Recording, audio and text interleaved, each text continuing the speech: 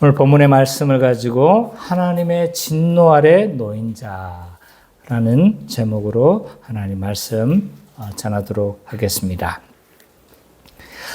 지난주에 우리는 이제 그 하나님의 진노 아래 놓인 자 첫 번째 대상을 우리가 좀 살펴봤습니다. 이방인이 하나님의 진노 아래 놓일 수밖에 없었다라는 거였죠.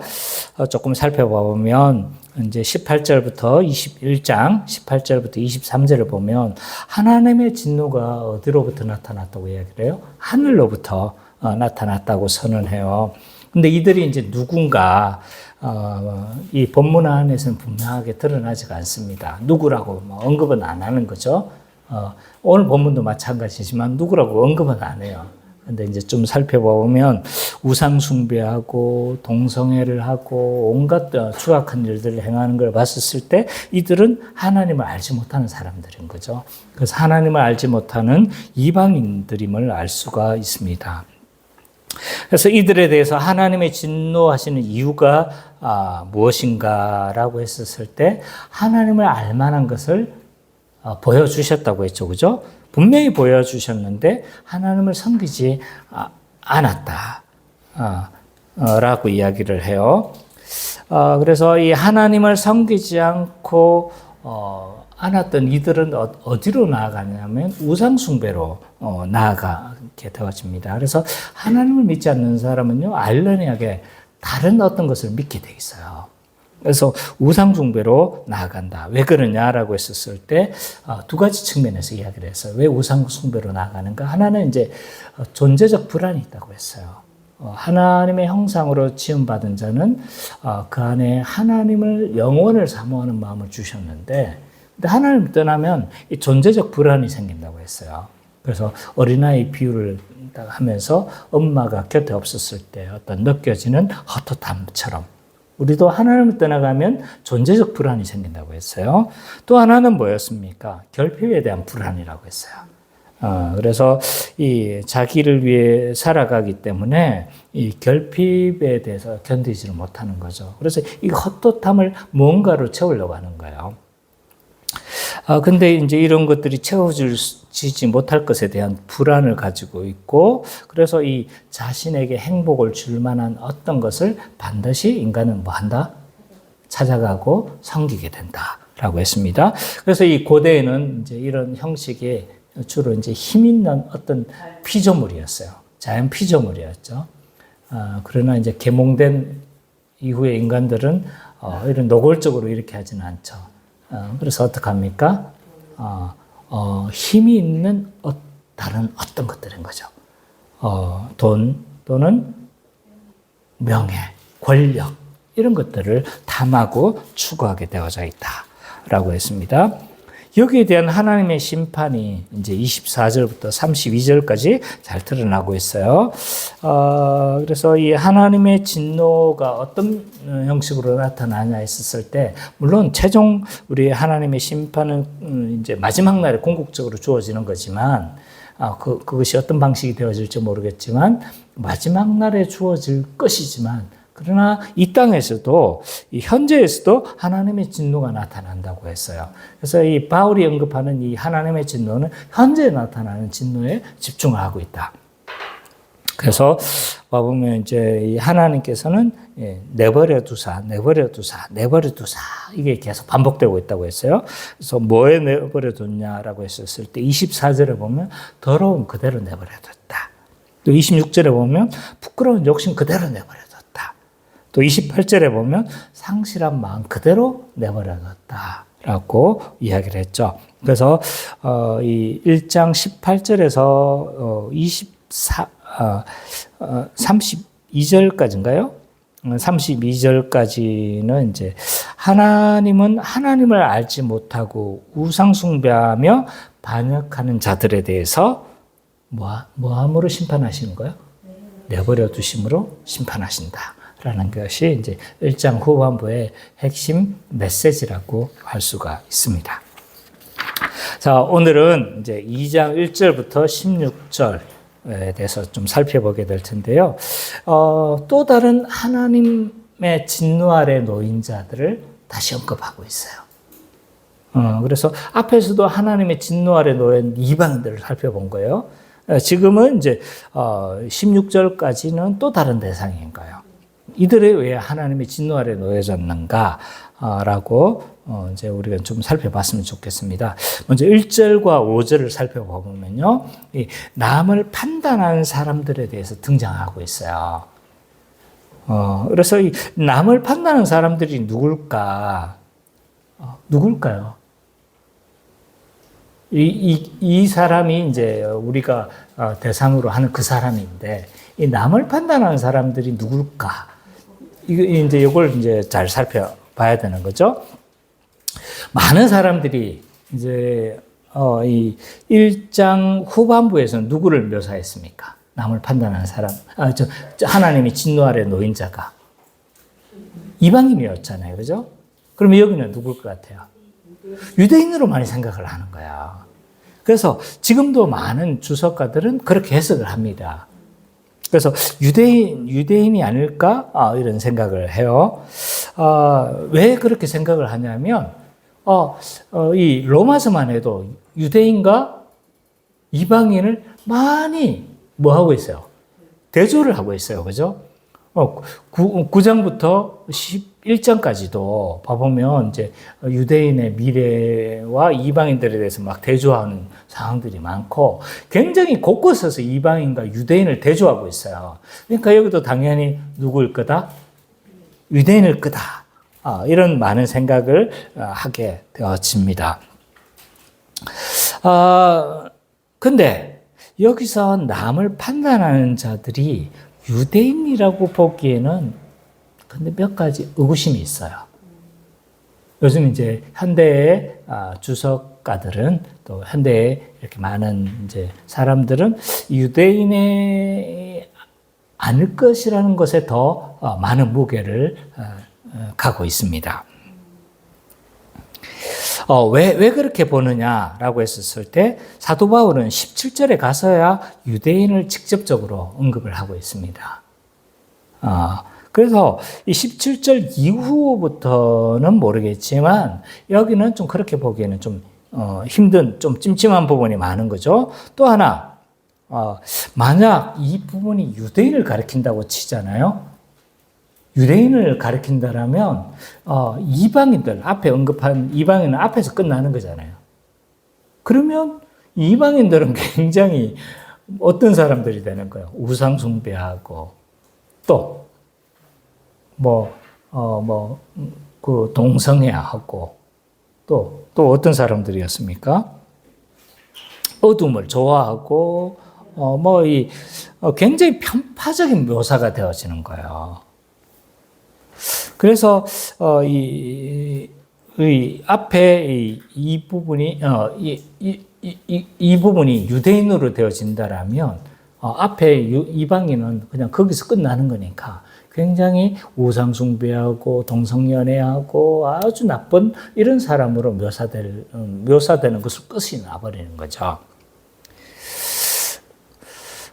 그러나 이방인들 중에서도요, 인품으로나 도덕적으로 굉장히 훌륭한 사람들이 많습니다. 예를 들어서 이제 그 당시 동일 시대 인물로 치자면 소크라테스 같은 사람 보세요. 굉장히 이 사람은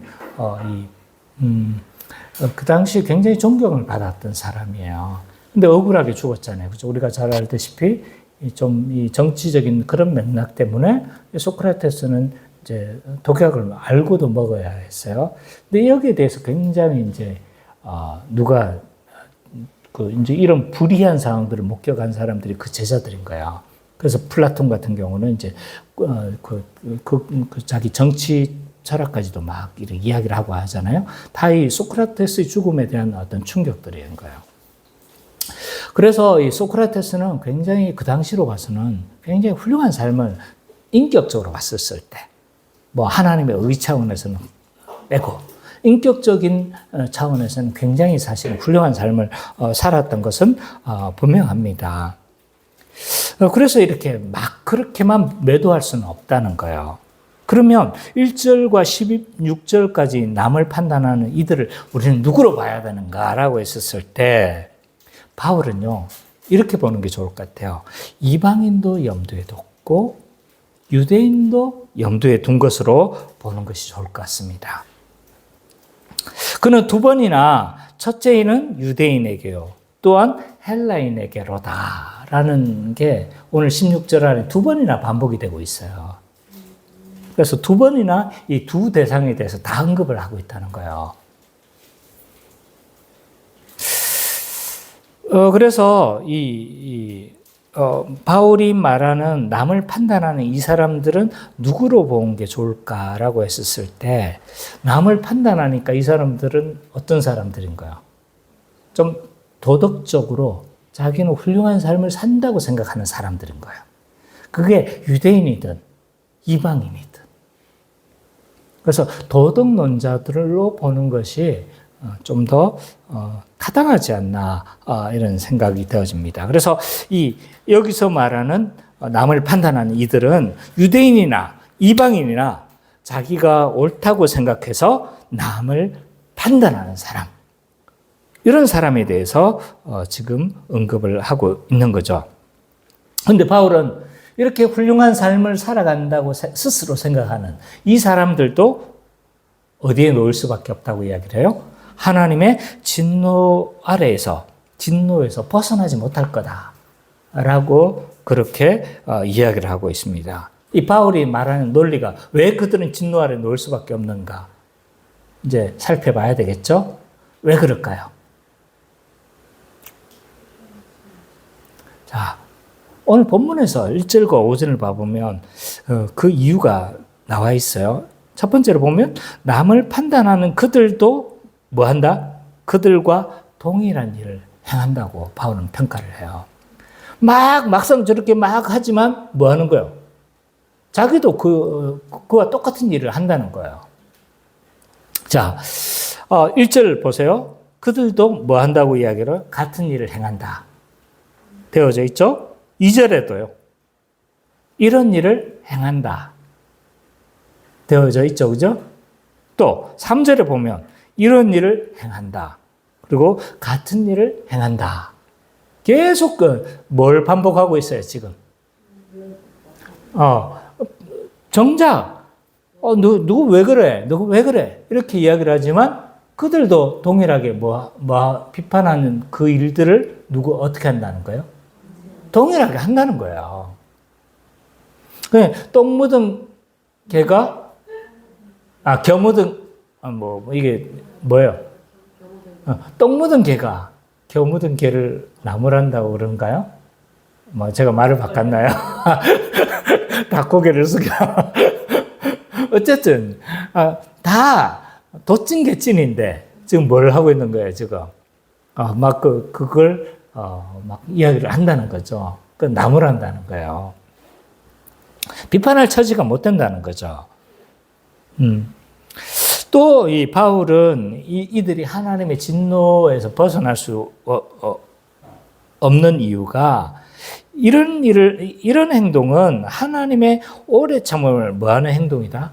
멸시하는 행동이라고 이야기를 하고 있어요. 자, 하나님은 죄인을 심판하시죠.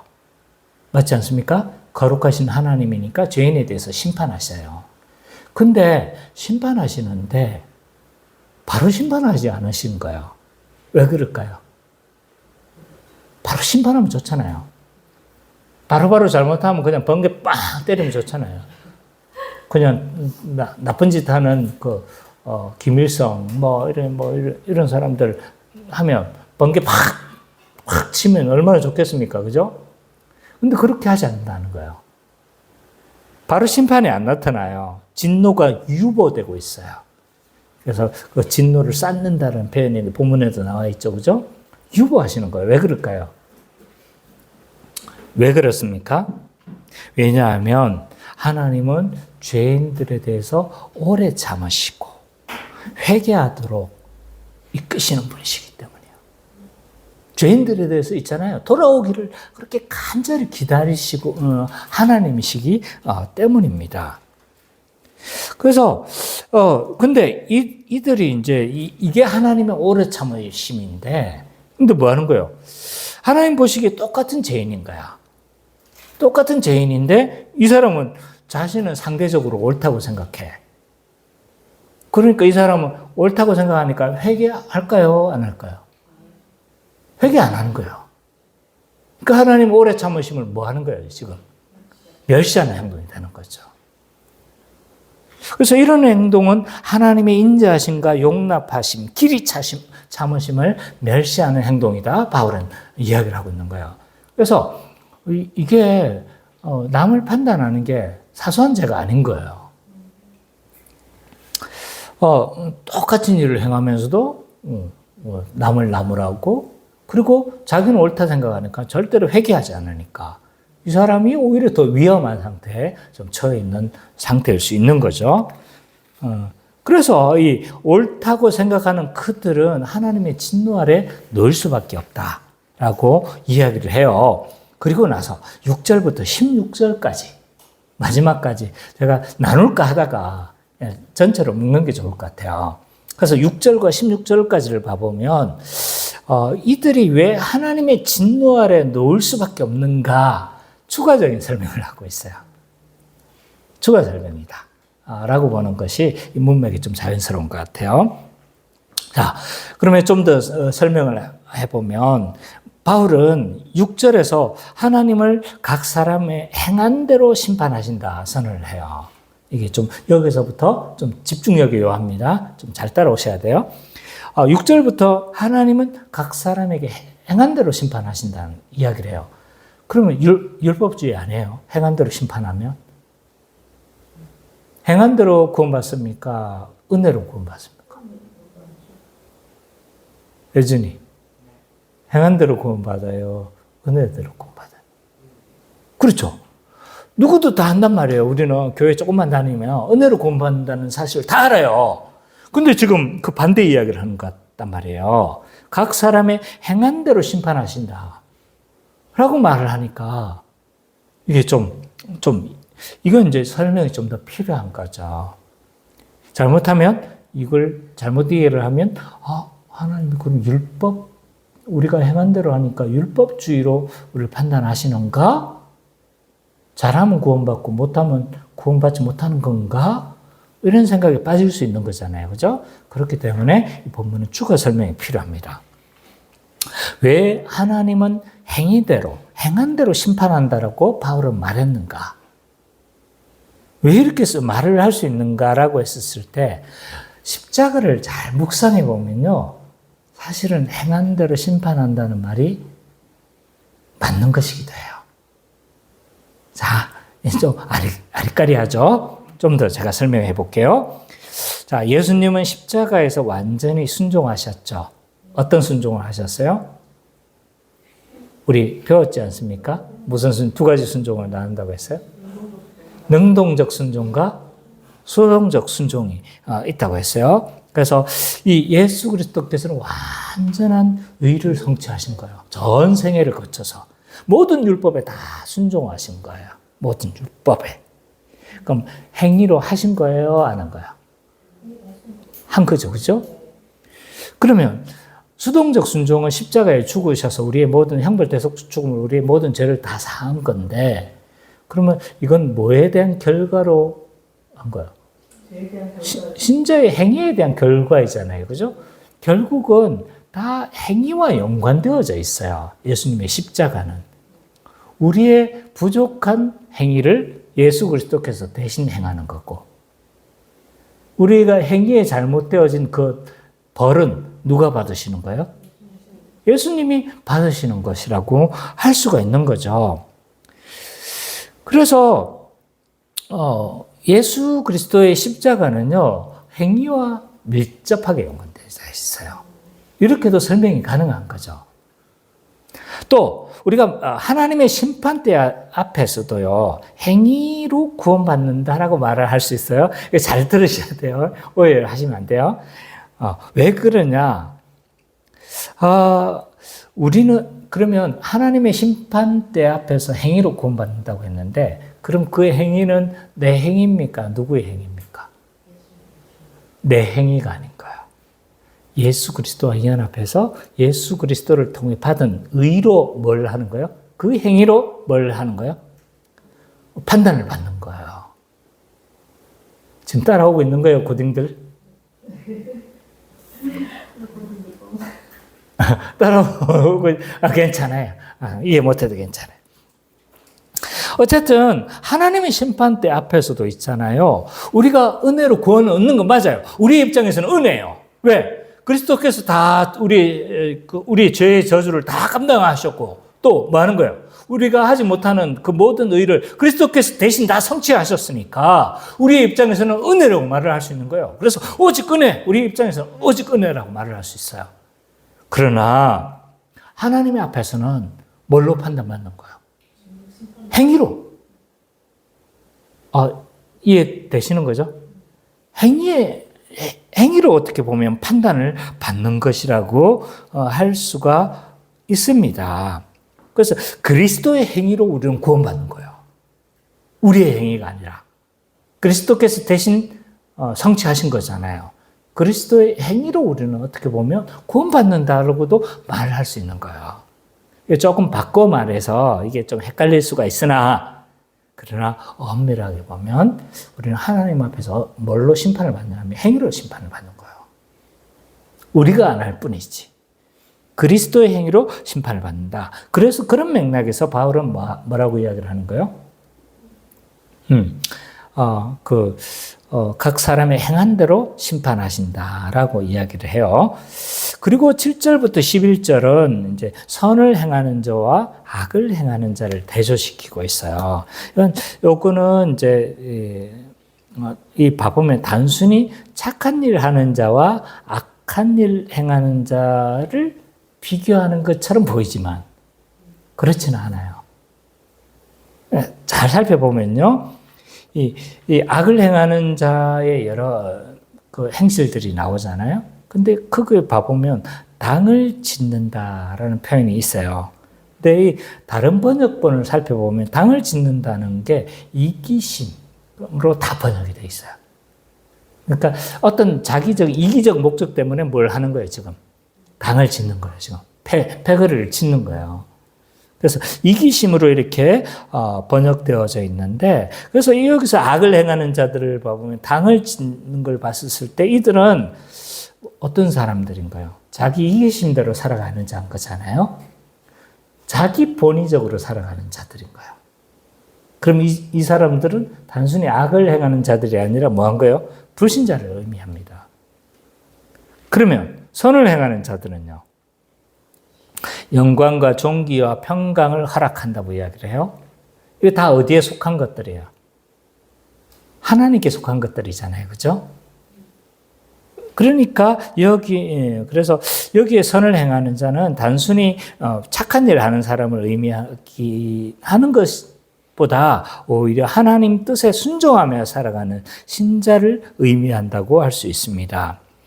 그래서 이제 악을 행하는 자는 이렇게 할 것이고 선을 행하는 자는 근데 결국은 그 악을 행하는 자와 선을 행하는 자는 신자와 불신자를 지금 대조하고 있는 것이고 그래서 일반적인 원리를 지금 설명하고 있는 거예요. 이렇게 하면 너 구원받을 거야. 이렇게 하면 구원 못 받아. 이런 맥락이라기보다는 신자는 어떻게 되는 거예요? 그런 일을 행할 수 있을 뿐만 아니라 하나님의 그 속한 것들을 선물로 받을 수 있다는 거죠. 반대로 그렇지 못한 사람은 그렇지 못하다는 거죠. 그래서 일반적인 원리를 지금 설명하고 있다. 그리고 나서 12절부터 16절까지는 행위대로 이렇게 심판하지만 근데 왜 순종할 수 없는가에 대한 설명인 것 같아요. 그래서 하나님은 어떤 기준으로 사람의 행위를 판단하시는가라고 했었을 때 어떤 기준으로 지금 심판하는 거야? 지금 따라오는 여준이가 못 따라온 것 같아요. 하나님이 심판하는 기준은 율법이에요, 율법. 근데 왜 사람은 행위대로, 자, 정리해 볼게요. 사람들은 행위로 심판하잖아요. 그 행위대로 심판하는데 그 기준이 있어야 심판할 거 아니에요. 그 기준이 뭐라는 거예요? 율법인 거예요. 율법에 따라서 이제 심판하고 이렇게 되어지는 건데, 이제 그 율법을 다 행한 분은, 신자는 누가 대신 해주는 거예요? 예수님이 대신 해주는 거고, 불신자는 이제 그렇게 할 수가 없는 거잖아요. 그죠? 근데 여기서 율법이 기준인데, 그러면 이게 이제 이 일반적인 기준을 가지고 유대인과 이방인을 지금 이제 염두하고 설명하는 거예요. 그러면 왜 유대인들은 순종을 못 하는 거야? 율법을 받았잖아요. 기준을 다 알잖아요. 근데 왜 순종을 못 하는 겁니까? 순종해서 구원을 하라고 준 건 아니잖아요. 그죠? 깨달으라는 거잖아요. 그래서 그리스도께로 가라. 이게 목적인데, 근데 이 사람들은 다 지키려고 했죠. 근데 다 지키려고 하니까 뭐라고 하는 거예요? 모든 율법을 그럼 다 지켜라. 항상 지켜라. 근데 그 항상 지키고 다 지키는 것뿐만 아니라 마음의 동기까지도 확실해야 돼. 라고 딱 제시를 해버리니까 예수님이 막 율법에 대해서 재해석까지 해주시는 거잖아요. 그러니까 뭐가 된 거냐면, 지킬 수가 없는 거예요. 그러면 유대인들은 이해가 됐죠. 이방인들은 율법이 없잖아. 이방인들은 그 기준을 안 주어졌잖아요. 그럼 어떻게 되는 겁니까? 그래, 가로쳐서 설명을 해놨잖아요. 그죠? 뭐냐면, 양심이 그 마음에 율법이 된다는 거예요. 양심이. 그래서 양심이 이제 뭐가 되는 거예요? 율법이 되는 거예요. 이걸 가리켜서 자연법이라고 합니다. 유대인들은 성문법을 받았어요. 하라, 딱 문서로 된 성문법이 있잖아요. 근데 법으로 규정되지는 않았지만 사람의 마음에게는 해야 될 것과 하지 말아야 될 것에 대해서 동일한 어떤 의식을 가지고 있어요. 부모를 공경하는 거라든지, 이웃을 사랑해야 된다는 것이라든지, 그리고 뭐 여러 가지 우리가 당연히 해야 된다고 생각하는 이런 도덕들, 이런 것들을 가리켜서 자연법이라고 하는 거예요. 자연법. 또 다른 말로 말하면 양심인 거예요. 양심이 뭐가 되는 거예요? 이 사람들에게 기준이 되어지는 거죠. 율법이 되어지는 거예요. 근데 문제는 이방인들은 그럼 자연법에 순종하는가? 양심에 순종하는가? 그렇지 못하다는 거예요. 그래서 이런 맥락으로 봐도 순종 못하고, 저런 유대인들은 있어도 순종을 못하고, 성문법이 있어서 그 법을 알지만 그 법대로 순종을 못하고, 이방인들은요, 자연법을 주셨단 말이에요. 근데 그 양심대로 살아가지 못하니까 뭐 하지 못하는 거예요? 순종하지 못하는 거죠. 그래서 이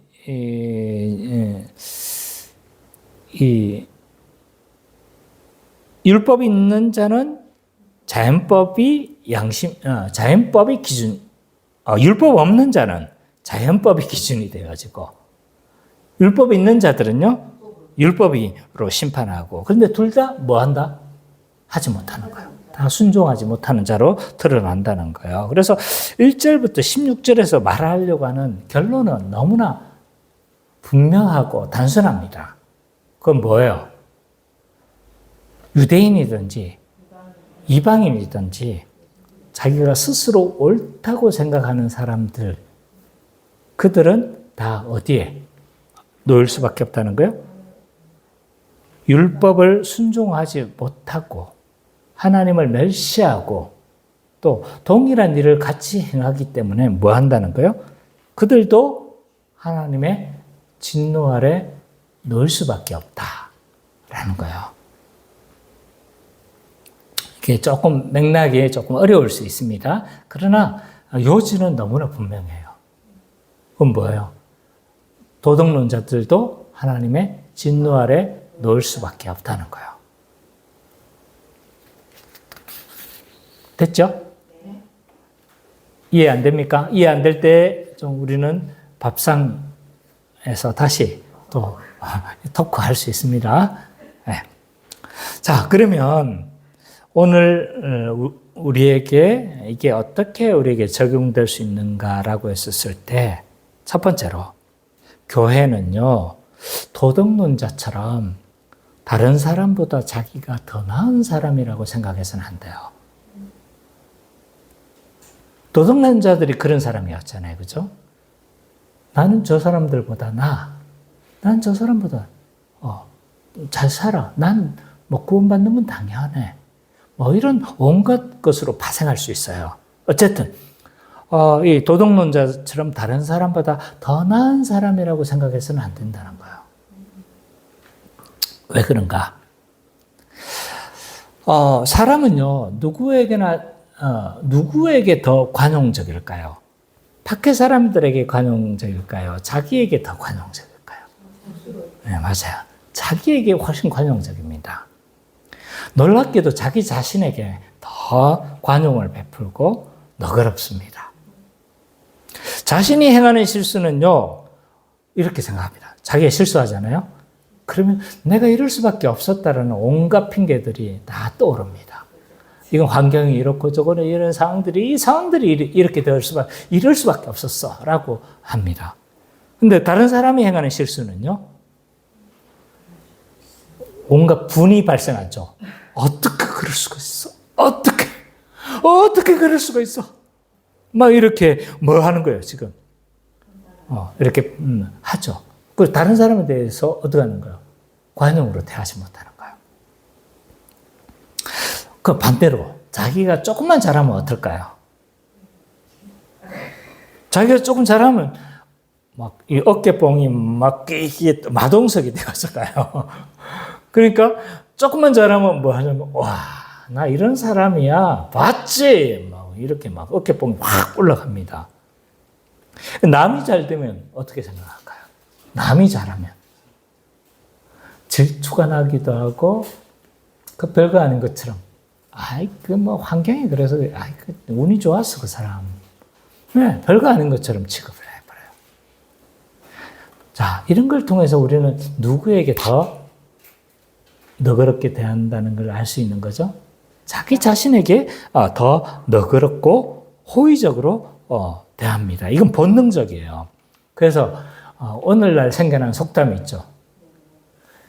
내로남불이라고 하죠. 그죠? 내가 하면 로맨스지만 다른 사람이 하면 불륜이다. 내로남불이라고 하는 거예요. 그래서 오늘날 속담처럼 이렇게 이제 생겨난 말이죠. 그렇기 때문에 사람은요, 조그만 상황에서도 자기가 더 나은 사람이라고 생각하기에 충분한 가능성을 가지고 있어요. 무슨 말인지 아시겠죠? 조금만 상황이 좋아지면 자기가 더 나은 사람이라고 생각할 만한 충분한 우리는 어떤 소질이 있는 거예요. 그런 데는. 소질의 가능성을 가지고 있는 거야. 제가 처음 개척했을 때요. 제가 제 좀 안 좋은 경험인 거죠. 처음 개척했을 때 선미자매 뭐 거의 초반부터 봐왔지만 사람이 많이 몰려왔어요. 그죠? 많이 몰려와가지고 사람들이 막 오니까 카페에 꽉 찬 거예요. 거의. 꽉 차니까 야, 어깨뽕이 싹 올라가는 거예요. 근데 이제 나보다 몇 년 조금 먼저 개척한 친구가 있었어요. 근데 좀 고전을 하는 거예요.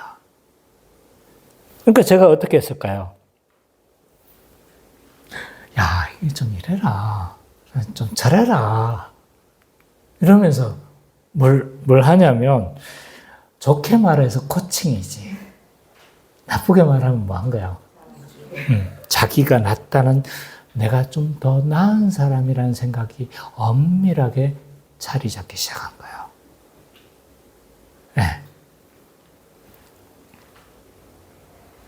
이런 사람은요, 이런 가능성이 높은 사람들은 특별히 가르치는 위치에 있는 사람들이 이렇게 마음이 높아질 가능성이 굉장히 많습니다. 다 나를 말하는 것 같노, 어째.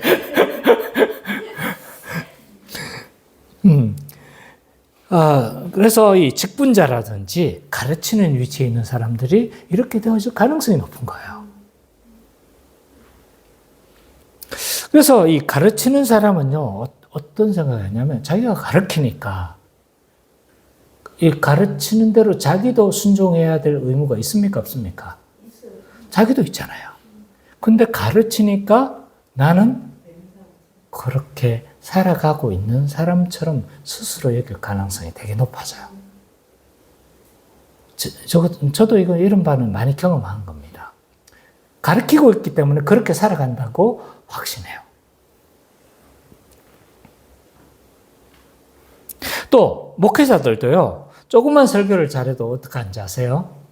다 반응이 나와요. 설교를 잘하면. 그래서 내가 죽을 상이다 이러면 지금 반응이 안 좋았구나. 그게 확실해요. 그래서 어떤 거냐면 조금만 잘해도 이제 역시 나는 훌륭한 설교자야. 뭐 이런 생각들이 자리 잡기 시작한 거죠. 여기까지만 생각이 거쳐도 좋은데 근데 사람은 더 악한 성향으로 악한 경향으로 흐르는 경향성이 높습니다. 자, 여기서 더 나아가게 되면 어떤 상황으로 가냐면 마음이 더 높아진 사람은 다음 행선지가 어딘지 아세요? 마음이 높아진 그 다음의 행선지. 맞아요. 판단의 위치까지 가요. 판단하고 정죄자의 위치로 흘러갑니다. 저 사람 왜 저래? 신앙생활 저렇게 해서는 안 되는데. 왜 저 따위로 신앙생활 하지? 판단하기 시작합니다. 다른 사람의 신앙을 뭐 하는 거죠? 재단하기 시작하는 거죠. 또 이렇게 생각합니다. 우리 교회는 다행히 새벽 기도를 안 하지만 새벽 기도 안 나온 사람들에 대해서 어떡합니까? 왜 새벽 기도를 안 나오지? 새벽 기도를 안 나오고 신앙생활을 잘한다고 할 수 있는 건가? 이 새벽 기도를 안 나오면 참된 신앙인이 아니지. 이렇게 새벽 기도 안 나온 사람들에 대해서 어떡합니까? 판단하는 거죠. 그리고 자기의 기준에 미치지 못한 사람들에 대해서 은근히 비판하고 재단하고 정죄하기 시작합니다. 또 심지어는 목회자의 설교에 대해서 어떤 입장이 되어지냐면 청취자가 되기보다는 판단자가 되어집니다. 그래서 설교에 대해서 목사님 설교가 적용이 부족한데 목사님 설교가 저는 본문을 저렇게 해석해서는 되나? 물론 실수할 수 있는 가능성이 있어요. 그걸 제가 부정하는 게 아니에요. 근데 그 말씀에 대해서 뭘 하려고 듣고 순종하려고 하는 마음보다 어떤 마음이 더 앞서게 됩니까? 판단하려는 마음. 판단자의 입장이 더 강하게 되어지는 거죠. 제가 아는 목사님 중에 어떤 분이 있냐면 장모님이 그 교회에 나오시는 분이 계세요. 근데 이 장모님이 이제 교계에는 꽤 유명한 분이세요. 꽤 유명한 분이시고 어떤 분야에서 꽤 유명한 분이세요. 모든 사람에게 알려진 사람은 아닌데 어떤 분야에서는 꽤 유명한 분이세요. 그런데 이제 이분이 이제 개척하니까 사이가 개척하니까 어디로 나온 거예요? 사이가 있는 교회 개척하시는데 문제는 장모님이 설교를 이제 들으시면서 그러는 거예요. 설교를 듣다가 어떨 때는 눈을 감는 거예요. 죽겠대요. 예. 그래서 설교를 판단하고 이렇게 설교하라고 저렇게 설교하라고 막 코칭하시는 거예요. 근데 그분이 제가 보기엔 이렇게 복음을 잘 모르는 그런 분이 아니시거든요. 복음을 잘 하시는 분이에요. 그래서 이 말은요, 잘 이해를 하셔야 돼요. 우리가 서로 건면하지 말라는 말이 아니에요. 우리는 건면해야 될 때가 있어요. 맞죠? 우리는 서로 건면하면서 자라가는 사람들이에요. 근데 건면하지 말라는 말이 아니라 잘 구분해야 된다는 거예요. 내가 더 나은 사람이라는 사람의 입장에서 정죄하며 말하는 것인지, 아니면 그 사람을 사랑하는 입장에서 권면하는 것인지. 우리는 자기 자신을 기만하는 존재이기 때문에 정말 오랫동안 숙고하면서 이것이 어떤 마음에서 하는 것인지를 잘 분간하셔야 돼요. 그렇기 때문에 다른 사람에게 말을 할 때는 어떻게 해야 되는 거예요? 자기 자신을 돌아보아라고 예수님이 말씀하신 이유가 여기 있는 겁니다. 잘 동기를 살펴보셔야 돼요. 판단하고 정죄하는 입장에서 이것을 이야기를 하는 것인지, 아니면 이게 사랑으로 건면하신 것인지를 자기를 돌아보면서 수도 없이 점검하며 동기를 살펴보고 그렇게 건면해야 되는 거죠.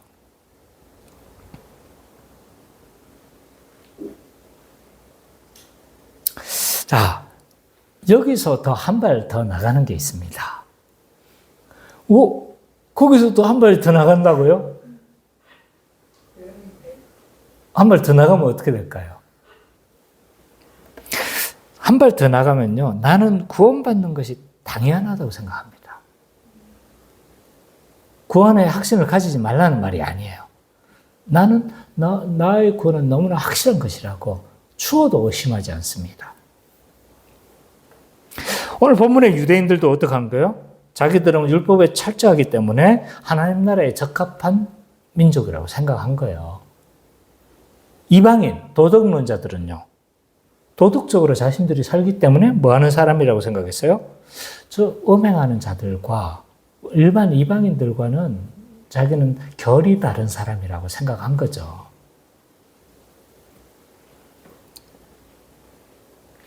그래서 더 나아가면요, 자기의 구원은 추호도 의심하지 않고 어떻게 하냐면 당연히 자기는 구원받는 자라고 그렇게 생각해 버릴 수가 있는 거죠. 근데 신자가 왜 이 지경까지 나가는 걸까요? 왜 신자가 사실은 굉장히 우리가 보기엔 말도 안 되는 거잖아요. 근데 이런 사람 많이 목격합니까? 목격을 못 합니까? 어떻습니까? 목격 안 해요? 많이, 내가 봐서는 도찐개찐인데, 막 판단하고 정죄하는 사람 봤습니까? 못 봤습니까? 신자이고 불신자이고 떠나고 전에, 일단 이런 사람들이 많단 말이에요. 교회 안에서도. 그럼 왜 이런 일들이 일어날까요? 왜 이런 불상사가 벌어지게 되는 걸까요? 왜 나는 다른 사람보다 낫다고 생각하는 것일까요?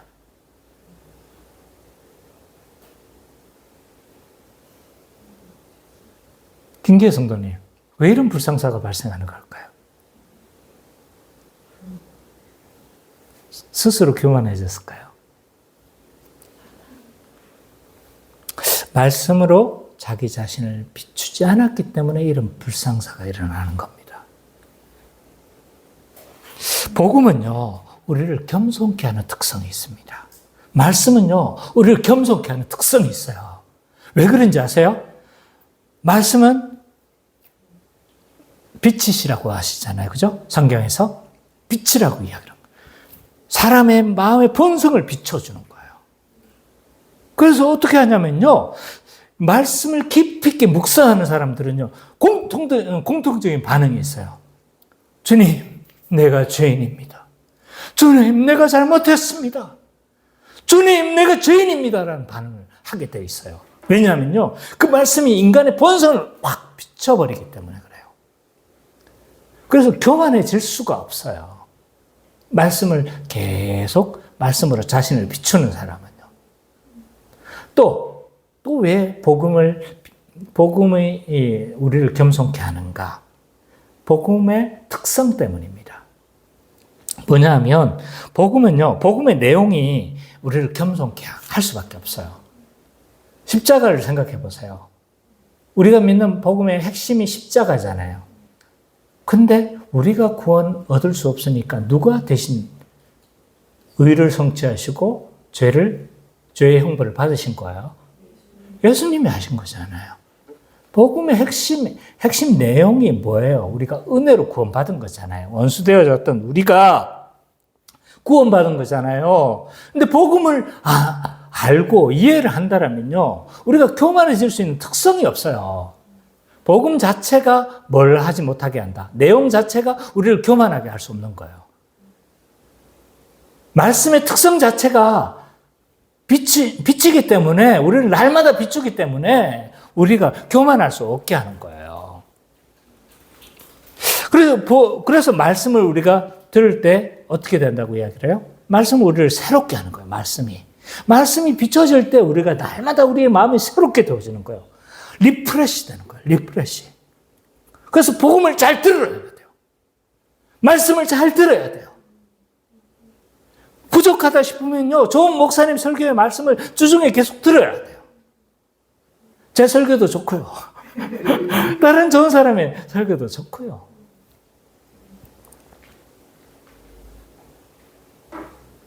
그래서 우리의 마음을 날마다 새롭게 해야 돼요. 그렇지 않으면요, 우리의 마음이 어떻게 되냐면 완고해져요. 독해지는 거예요. 은혜의 수단을 날마다 사용하지 않았기 때문에, 경건을 게을리하였기 때문에 어떻게 되어지는 겁니까? 네, 죄에 빠지고 그 지경까지 나아갈 수도 있는 거죠. 그래서 교회는 다른 사람보다 더 나은 사람이라고 절대로 생각해서는 안 돼요. 진짜는 그럴 수가 없습니다. 두 번째, 교회는 구원을 받은 것은 그리스도의 행위 때문인 것을 기억해야 합니다. 우리가 구원받은 건요, 누구의 행위인가요? 그리스도의 행위인 거예요. 어떤 사람도 우리의 행위로 하나님 앞에 용납받을 수가 없어요. 왜냐하면 그분은 완벽한 거룩이시기 때문이에요. 완벽한 거룩하심 앞에 우리가 섰을 때는요, 우리는 다 진노받아 마땅한 자가 되는 거예요. 근데 하나님 앞에 설 수 있도록 누가 순종하신 거예요? 예수께서 순종하신 거예요. 형벌대속적 죽음으로 말미암아 우리의 모든 죄를 어떻게 하신 거예요? 맑게 하신 거예요. 아까 찬양했잖아요. 주의 보혈, 맑게 시는 주의 보혈. 아까 그 찬양 했죠, 그죠? 그러니까 우리의 모든 죄를 맑히시는 거예요. 거기에다가 우리의 죄만 맑게 해서는 안 되잖아요. 하나님 앞에 설 수 없단 말이에요. 하나님 앞에 설 수 있도록 완전한 의를 예수님이 성취하시고 연합된 우리는 어떻게 되는 거예요?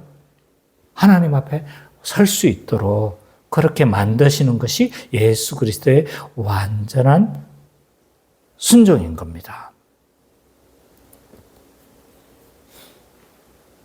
그 예수님의 행위 때문에 우리가 그분 앞에 설 수가 있습니다.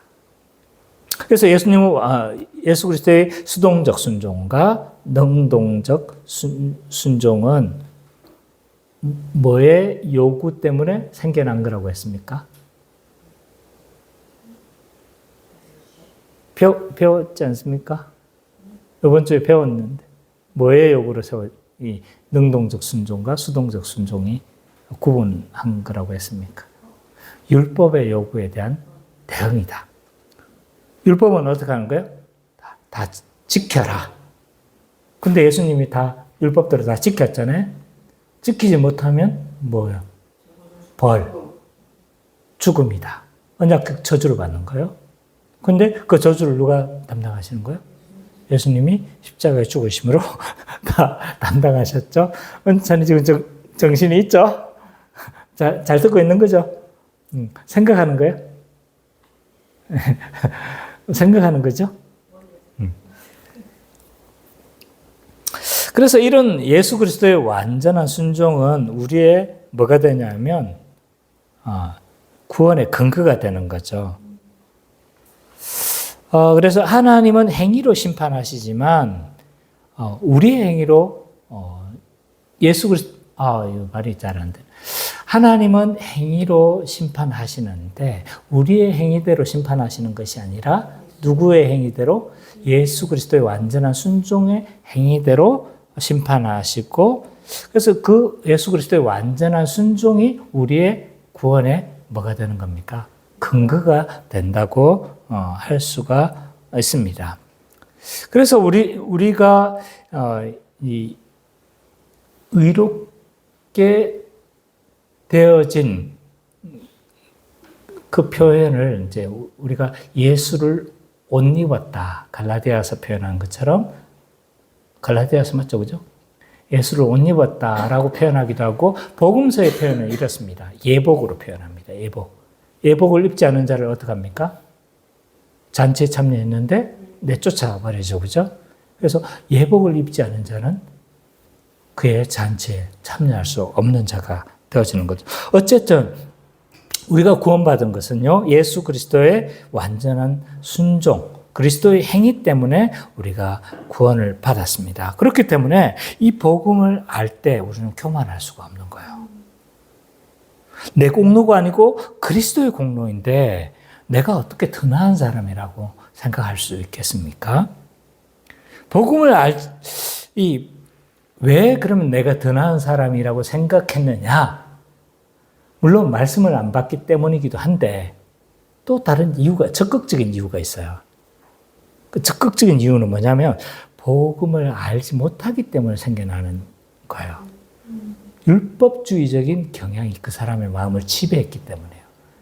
그래서 내가 이렇게 선한 행위를 하고 내가 열심을 냈었을 때 하나님께 뭘 받는다? 칭찬받고 용납받고 내가 이것 때문에 복을 받는다라고 생각하는 이런 율법주의적인 경향들이 나를 점점 뭐하기 때문에 지배를 하니까, 그래서 내 행위가 뭐가 되는 겁니까? 의가 되고 근거가 되어지는 거죠. 그래서 우리가 교만해지는 건요, 사실은 복음을 몰라서 그런 거예요.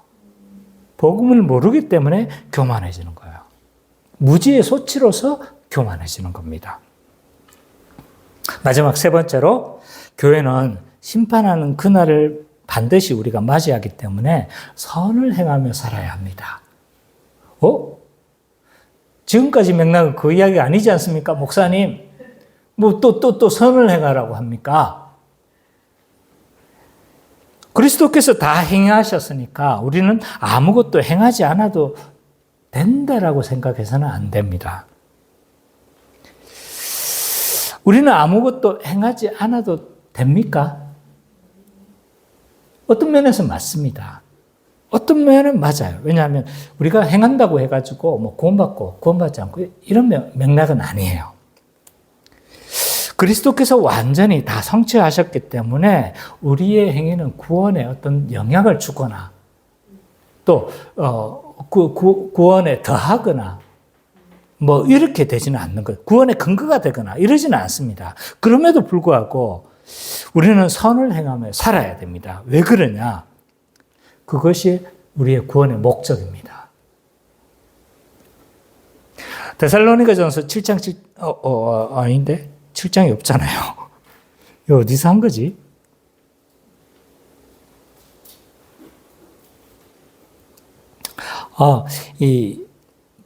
제가 이게 바로 어디서 발췌를 해왔는데, 하나님이 우리를 부르심은 부정하게 하심이 아니요 거룩하게 하심이다라고 성경은 기록을 하고 있습니다. 우리의 구원의 목적이 뭐냐 하면 거룩하게 하기 위함이에요. 이미 거룩하게 됐지 않습니까? 맞아요. 이미 거룩하게 됐지만 그러나 아직의 우리는 상황에 놓여져 있습니다. 그렇기 때문에 우리는 계속 어떻게 하는 거예요? 거룩하기 위해서 힘을 쓰며 그렇게 살아가야 합니다. 주님께서 우리를 부르시는 목적은요, 그분의 형상을 닮아가기 위한 거예요. 이것이 우리의 구원의 근거가 되거나 구원에 더하거나 보태는 것은 아니지만 그럼에도 불구하고 우리는 그분의 형상을 담기 위해 노력하며 성화의 삶을 살아가야 합니다. 이것이 하나님이 우리에게 요구하시는 것이고 구원의 목적이라고 할 수가 있습니다. 그럼 우리는 그렇게 살아갈 수 있는가? 살아갈 수 있습니다. 왜냐하면 성령이 우리와 함께 하시고 또 우리는 중생된 자로서 어떻게 하나님 뜻대로 이렇게 순종할 수 있는 의지도 있고 뜻도 있기 때문에 능력도 있기 때문입니다. 그렇기 때문에 우리는 행하며 선을 행하며 또 사랑하며 그렇게 살아가야 합니다. 이처럼 하나님의 진노에 벗어난 자가 그 은혜에 대한 반응으로 거룩을 행하며 살아가는 우리 기쁨의 교회 모든 성도님 되시기를 간절히 축원합니다. 찬송